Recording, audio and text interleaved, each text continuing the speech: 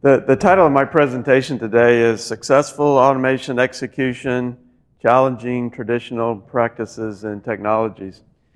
I was here a year ago at ARC and I was speaking about the challenges that we have with automation projects.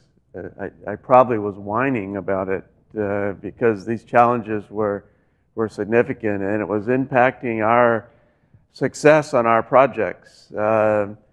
Andy mentioned the cost of our projects are going up, and a lot of it has to do with the amount of rework that we have to do, the amount of modifications to the facilities as the projects are executing.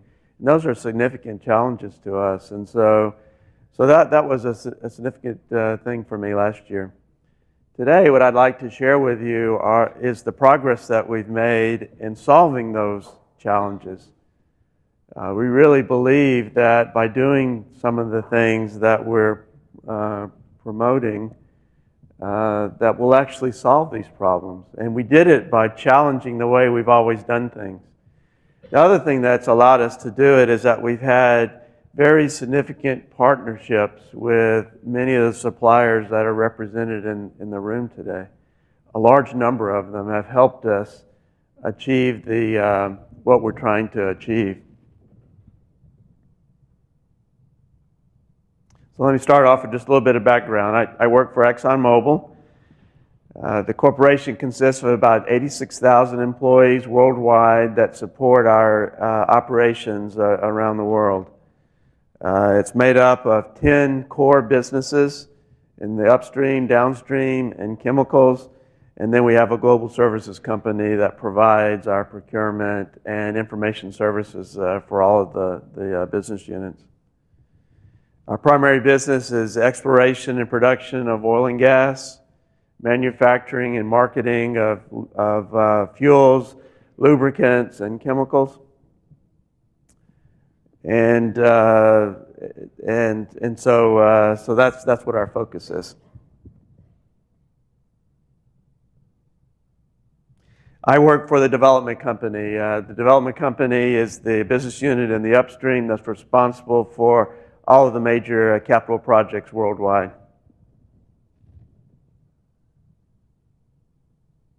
So in the upstream, we've got active exploration in 50 countries. We have 100 major projects that are either underway or in planning. And we're the world's largest non-government producer of both oil and natural gas. We have a very broad, diverse portfolio of project work. We have conventional acid gas and unconventional in the U.S. We have heavy oil and oil sands in Canada. We have Arctic projects in Russia, in Canada, and in the U.S. We have LNG projects in the Middle East, and now on Papua New Guinea. We're about to start up a LNG facility on Papua New Guinea. And we have a number of deep water projects off the coast of Africa.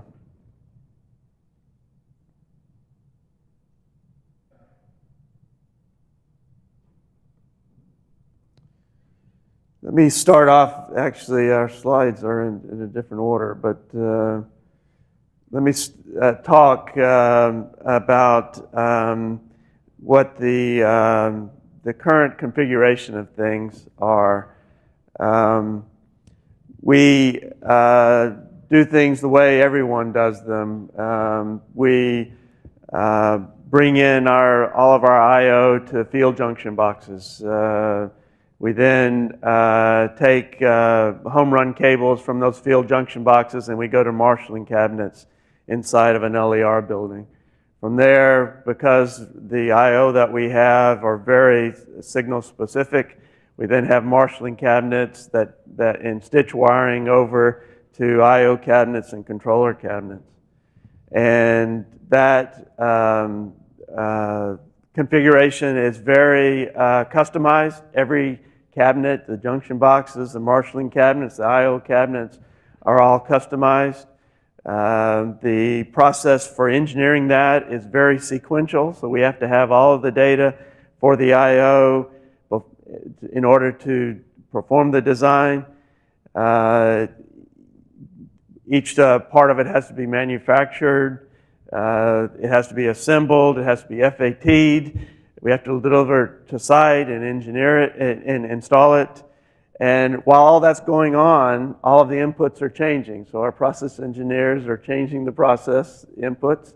Our machinery engineers are changing the information that's on their skids.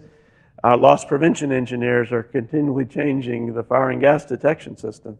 And so as we're doing all this, we're in a constant rework of the design, and invariably what happens is that we get to FAT and we don't have a complete design. We actually have to have field packs where we modify the equipment in the field, and then we have to test it again. What we realized is we just can't function that way. It was a difficult time trying to predict the amount of engineering that was required, because if you think about it, if we only did it once, it'd be easy to predict that. But when we're doing it constantly from all of the changes that were being imposed on us, it was just almost impossible to predict what that was going to take. So what we did is that we went to our suppliers and we gave them a challenge. And so it started off with a list of 10 items. When we finalized the list, there's actually 12 items. So here are the list of top 10 or 12 challenges to our key suppliers. First one was to eliminate, simplify, or automate steps in our overall execution of automation. There's an individual in my group named Tim Madden, and Tim has a principle that you can't do it wrong if you don't have to do it. So the idea was to eliminate steps. We can't get them wrong if we didn't have to do it. So that was the first challenge. The second one was to minimize custom engineering and reduce the total amount of engineering. So we want to eliminate these customized cabinets. We want to make these standard components.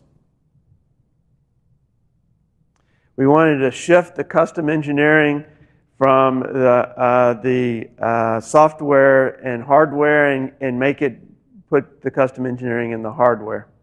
I'm sorry, in the software, such that the hardware were standard components.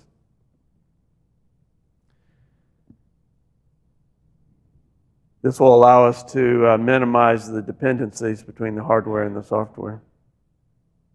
We want to virtualize the hardware and prove the software against the virtualized system. We want to prevent recycle in the hardware and hardware and software rework by the way we sequence and the timing of the activities. We want to eliminate components that aren't necessary in the architecture of the systems. And then we want to standardize on the remaining components. We want the system to always look alike from project to project.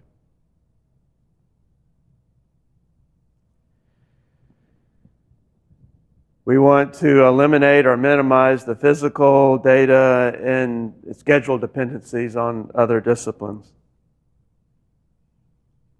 We want to simplify the configuration of interfaces with third-party packages.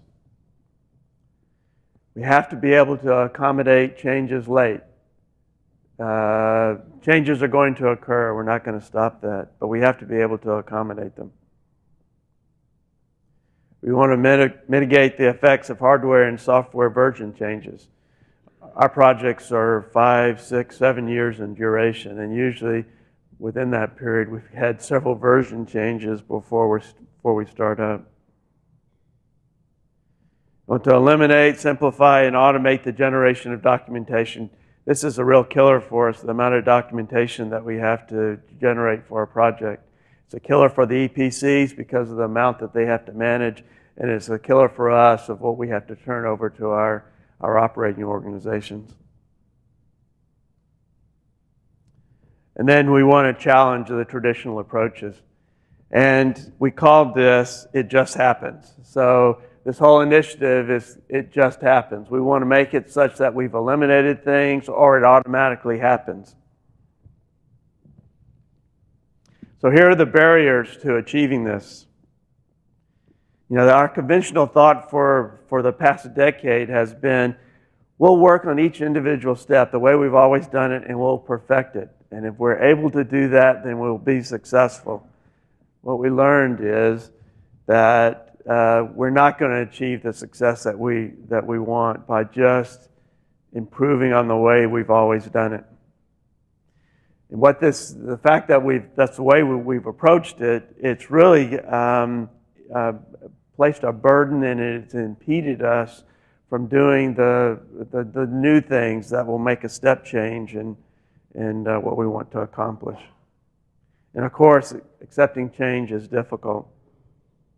But here's what we've concluded is improving on what we've always done can only result in incremental improvements at best. We have to redefine and transform how we execute automation projects. So as I was describing earlier, here's the traditional approach. We bring in I/O, could be 25 to 50 devices into a field junction box. We then have a home run cable that goes back to a marshalling cabinet inside of an LAR building. And then we go to a controller I/O cabinet with the stitch wiring. So we consume a lot of space in these air-conditioned, environmentally conditioned buildings. We consume a lot of HVAC. All of this is custom. Every cabinet, every junction box is customized. None of them are identical to each other. And we could have hundreds of these cabinets inside of the LAR buildings and thousands of these field junction boxes. All of them have to be engineered. And then we've got the space and the weight of the marshalling cabinets, as well as all the cable that are interconnecting. It's a highly engineered solution which depends upon data from all of our disciplines. We can't do our work without that, and that data continually changes. It's very sequential, so we have to have the design data, we have to design the system, we have to fabricate the components, we have to FAT them, we have to send them to the site for installation. We then do site acceptance testing. It's very sequential. And then there's a lot of copper that's connecting all of this. And there's a large number of terminations. If you look at it for each loop, for each instrument, we've got 2 sets of terminations in the field junction box, 2 sets of terminations in the marshalling cabinet, a set of terminations in the I/O controller cabinet.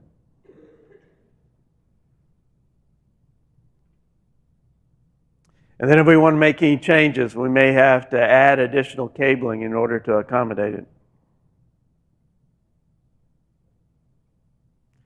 So this is where we want to be. So we've got smart junction boxes. What we've done is that we've eliminated the marshalling cabinets. We're using smart I/O, which means it doesn't care what the signal type is. And we've moved that to the field, so we've put it actually in the field junction box. So what we do is that all of the instruments are brought into the smart junction boxes. We have 1 set of terminations. A loop drawing is the instrument and the termination in the smart junction box. No longer do we have these complex loops. In fact, we'll argue we don't need loops anymore because they're all identical. From the smart junction box, it's a data highway that goes to a controller cabinets that are in the LAR building. So all that we have in the local equipment rooms are a fewer number of controller cabinets.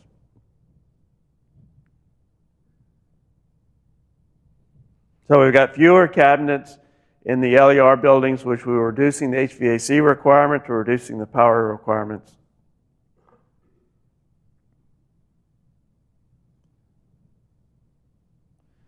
So we've got standard junction boxes in the field. So these are devices that we order by a part number. It's not engineered. We don't have a big RFQ package to get these things ordered. In fact, if we have an approximate I/O count, we can order them within weeks after we've selected the automation provider. Or if we're worried about version changes, we can delay the ordering of those, but it's guaranteed that we will place the order and we'll have these things delivered long before construction needs them. Never again can we hold up construction because we didn't have the marshalling cabinets, we didn't have the I/O cabinets, we didn't have the field junction boxes all engineered. We will always have them in time for construction.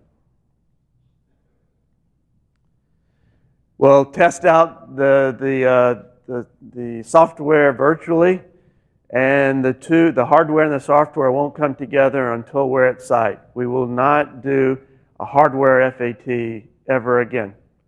There's no need to do it. We'll rely on the quality control of the manufacturer that are putting these smart junction boxes together. We eliminate 60 to 70% of the field terminations. So we've got one set of terminations in the smart junction box, and that's it. And we've eliminated the rest of them. These are standard junction boxes, and we can order them whenever we think is appropriate. And if we find during the design that the I/O count changes, we just add another smart junction box. That's all we have to do. And there's another technology that I'll mention later, but what it would allow us to do is that we could tell an EPC, just locate these smart junction boxes within a pool of instruments. We'll tell the construction contractor, run the instrument to the nearest smart junction box, doesn't matter which one, and we'll tell them to terminate that device on any set of input terminals within that smart junction box, doesn't matter which one. And then when that device is plugged into the control system will sense it. It will see the digital tag on the instrument, and will say, I know who you are, I know what loop you belong in, I'm going to configure you, here's some data I'm going to download to you, and we can commission the loop by simply plugging it in. It makes it installation proof. A construction contractor can't make a mistake as long as he gets them on a set of input terminals. He doesn't make any difference which ones they are. We're streamlining commissioning. And what we'll do is at the end, when everything's hooked up, we'll press a button and all of the termination information will be generated. So we can actually, the documentation is just as-built documentation. It's not construction documentation. So here are the technologies that we're progressing to achieve all of this. The first one is Smart I/O. Virtualization of hardware and virtualization used for engineering. This is the technology that I was referring to that doesn't exist yet, but we're working with all of the automation providers to create it. We don't think that this is a big step change, and it's really just an extension of Smart I/O, but we call it auto-detect, auto-interrogate, auto-configure, auto-enable, auto-document, or DICED. And we're working with several of our PLC suppliers and with our automation providers to develop a better interface for third-party packages using Ethernet IP. We also want to standardize HMI, so the hardware is always the same, the configuration is easy, and so we're working with our suppliers on that. We're also interested, we have a lot of electrical facilities, and that is a large number of I/O that connect to our process control and safety system. And so we're working on adopting something that the utilities have been doing for some time, and that's IEC 61850. And then wireless is also a key component. And what we see is that it's not just individual technologies that will allow us to achieve what we want to achieve. It's the combination of all of these things together. So here are the outcomes by implementing all of this. Hardware consists primarily of standard components that do not have to be custom engineered. It's practically immune from design churn. greatly reduces the volume of engineering, simplifies order placement, and eliminates the need for hardware FATs. Facility design is shifted from the hardware and software to almost entirely within the software. Hardware development and software development are linked only when the hardware and software are brought together at site. All of the hardware for construction will be available when required. Hardware will be virtualized for engineering purposes, and software design will be proven against the virtualized hardware. Marshalling cabinets, I/O, controller cabinets in buildings are significantly reduced. It could be hundreds of these full-size cabinets that we're eliminating. Field terminations are reduced by 60%. That could be, for us in one of our facilities, that could be several 100,000 terminations that are eliminated. And then improved reliability because we've eliminated all of those points. The amount of construction drawings are significantly reduced, and many will be automatically generated, and loop drawings may not be required anymore. Commissioning activities are significantly simplified, and many of the activities occur automatically. Control system interconnects will self-correct, making construction almost installation-proof. Automation can never be on critical path again. And so, in summary, perfecting what we've always done can only result in incremental improvements. Challenging traditional practices and technologies, and we need to look for opportunities to make leaps and improvements.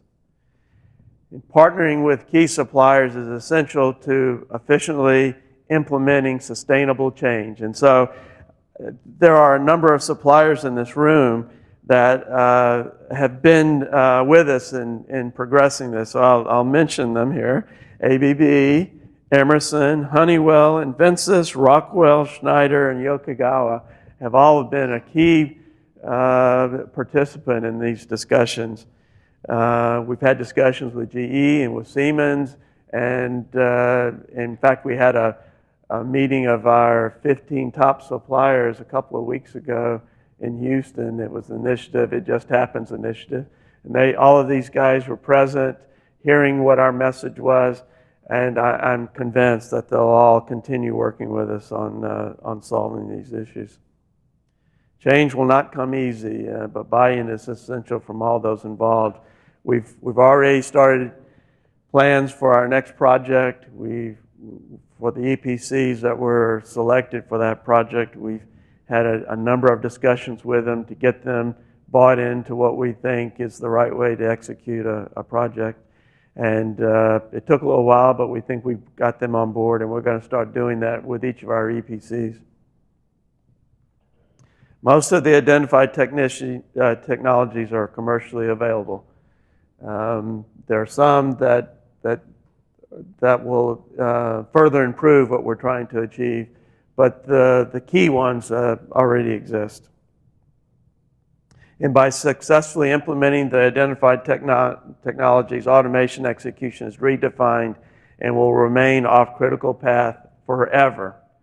So my group is responsible for automation and electrical on our facilities. And so everything I've been talking about today relates to the automation side. So now I'm challenging the electrical side of my organization that we're going to do the same thing for electrical. So for ABB and Siemens and Schneider and all those here that also represent the electrical side of the business, over the next year we're going to be tackling the electrical side such that perhaps in an equivalent venue one of these days I'll be able to say we've solved the electrical side of the project execution. So that was it.